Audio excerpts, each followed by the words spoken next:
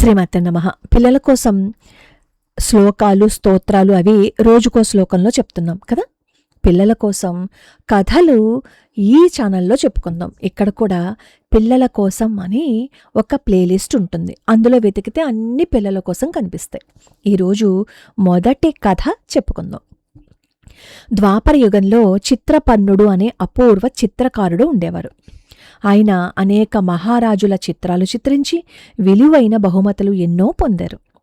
ఆయన కంటే గొప్ప చిత్రకారుడు లేరు అని అనిపించుకుంటారనమాట. అయినా సరే చిత్రపర్ణుడికి అది ఏమాత్రమూ సంతృప్తి కలిగించలేదు. ఎందుకు అంటే కృష్ణ పరమాత్మ ఆయన ఆరాధ్య దైవం. ఎప్పటికైనా సరే కృష్ణ భగవానుడి చిత్రం వేసి ఆయన అనుగ్రహం పొందితేనే తన కళకి సార్థకత అని భావించేవారు. ఆ పవిత్ర సంకల్పంతో పరమాత్మను ద్వారక చేరి కలుసుకుంటారు. వాసుదేవుడు చిరునవ్వుతో చిత్రపర్ణుడిని చూస్తూ, "నువ్వు ఎందుకోసం వచ్చావు?" అని అడిగారు. చిత్రపర్ణుడు వినమ్రంగా, "స్వామి, నేను దేశదేశాలా తిరిగి నా వంటి చిత్రకారుడు లేడు అని అనిపించుకున్నాను. అయినా అది నాకు ఏమాత్రమూ సంతృప్తి కలిగించలేదు. మీ చిత్రం యథాతథంగా చిత్రించాలి అన్నది నా ఆశయం. మీరు అనుగ్రహించి కాసేపు నా ఎదురుగుండా కూర్చుంటే మీ రూపాన్ని ఉన్నది ఉన్నట్లుగా చిత్రించి నా జన్మ ధన్యం చేసుకుంటాను" అంటాడు చిత్రపర్ణుడు. భక్తవత్సలుడైన వాసుదేవుడు చిద్విలాసంగా నవ్వుతూ అంగీకరించారు. చాలాసేపు ఆ చిత్రకారుడి ముందు కదలకుండా నుంచుని ఉన్నారు. ఆ దివ్య రూపాన్ని మనసులో చక్కగా స్మరించుకుని తన బసకు వెళ్ళి చిత్రం మనోహరంగా చిత్రించి ఆ మర్నాడు వాసుదేవుడి దగ్గరికి వచ్చారు. అయితే ఆ చిత్రకారుడికే తాను చిత్రించిన చిత్రానికి చూస్తున్న కృష్ణ రూపానికి వ్యత్యాసం కనిపించి బాధపడ్డాడనమాట. కృష్ణ పరమాత్మ చిరునవ్వుతో, "నువ్వు ఆవేదన పడకు, ఇంకోసారి నా రూపాన్ని బాగా చూడు, చూసి ఈసారి చిత్రించు" అంటారు కృష్ణ పరమాత్మ. చిత్రకారుడు చాలా దీక్షగా పరిశీలించి మళ్లీ చిత్రం గీశాడు. అయినా సరే చిత్రించిన చిత్రానికి కృష్ణ పరమాత్మకి వ్యత్యాసం కనిపించింది. అయినా సరే వాసుదేవుడు భక్తుడి మీద ప్రేమతో చాలాసార్లు అవకాశాన్ని ఇచ్చారు.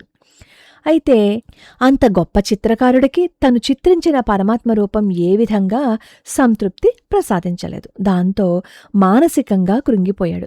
తన ఆరాధ్య దైవం చిత్రం చిత్రించలేనని, తన జన్మ వృధా అని భావించి ఇంక నేను బ్రతికి ఉండడమే అనవసరం అని అతనికి అనిపించింది. అర్ధరాత్రి సమయంలో ద్వారక వదిలిపెట్టేసి ఎక్కడికో వెళ్ళిపోతారు. అలా వెళ్ళిపోతుంటే అతని ఆవేదనని అర్థం చేసుకుని నారద మహర్షి చిత్రపర్ణుడిని సమీపించి, "చిత్రపర్ణ, కృష్ణ పరమాత్మ అంటే ఎవరనుకుంటున్నావు? లీలామానుష వేషధారి. ఆయన రూపాన్ని ఎలా చిత్రించగలను అని అనుకున్నావు? అది చిత్రించి విజయం సాధించటం ఎవరికీ సాధ్యం కాదు. నువ్వు నిరాశపడకు. నీకొక ఉపాయం చెప్తా" అంటూ చిత్రపర్ణుడి చెవిలో రహస్యం చెప్పాడు నారద మహర్షి.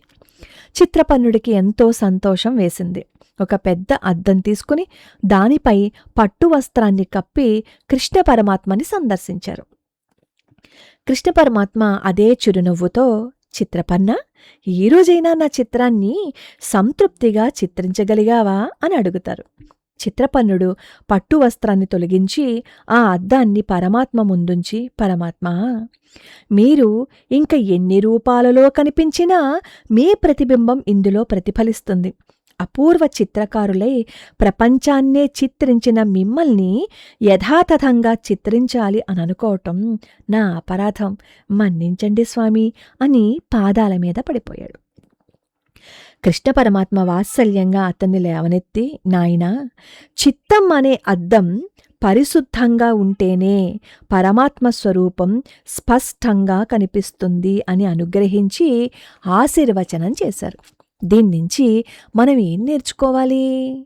మనకి అన్నీ వచ్చు, నాకంటే గొప్పవాడు లేడు, నేను ఏదైనా చెయ్యగలను అనే అహంకారం ఉండకూడదు. మన మీద మనకి కాన్ఫిడెన్స్ ఉండాలి, కానీ ఓవర్ కాన్ఫిడెన్స్ ఉండకూడదు. అలానే ఏదైనా ఒక చిన్న సమస్య వచ్చినా, మనకి నచ్చినట్లు అది జరగకపోయినా ఇంక ఈ జీవితం ఇంతే అనే నిరాశకి లోను కాకూడదు.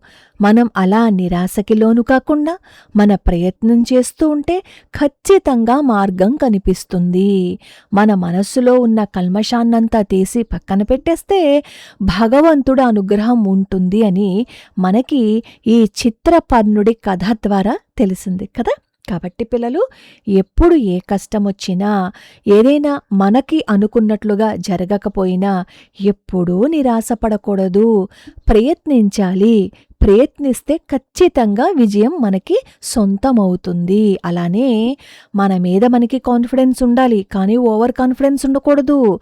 అహంకారం ఉండకూడదు. అహంకారం ఉంటే మనిషి పతనమైపోతాడు. ఆ అహంకారం ఎప్పుడూ ఉండకూడదు.